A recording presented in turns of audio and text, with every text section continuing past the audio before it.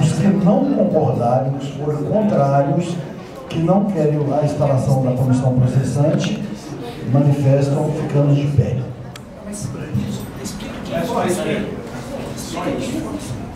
Então, quem for abster...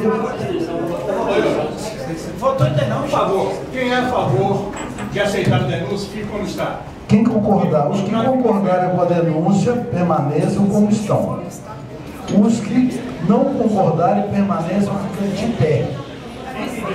Fiquem de pé os que não concordarem com a denúncia.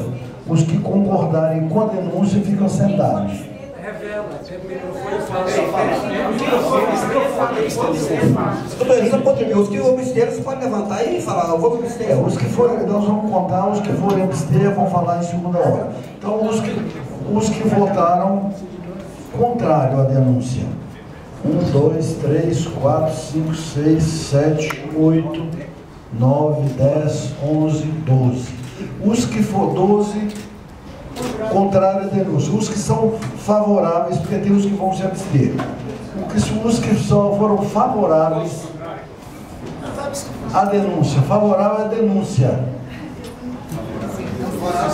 Renato. Favorável às denúncias. Fiquem de pé os favoráveis à denúncia. Não, vereador. Os que ficaram sentados. Já foi votado os que foram contrários. É só contar os considerados. Os que são contrários, os que são favoráveis à denúncia. Favorável à denúncia. Precisa, não. Favorável à denúncia só o Gilmar. Abstenção. Fiquem de pé.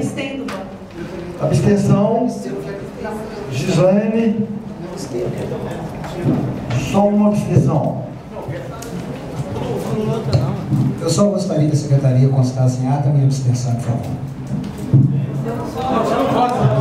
Você não abstém nem voto. Não. Você não tem palavra. Então foram já quantos favoráveis? 12 votos contrários, um voto a favor e uma abstenção. Gente, então, Faça registrar em ata, por favor, secretaria. foram 12 votos contrários à comissão processante. Presidente. Denúncia rejeitada, presidente.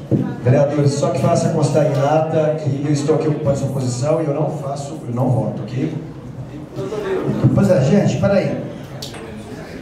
A apresentação do comissão processante foi reprovada com 12 votos contrários, um favorável e uma abstenção.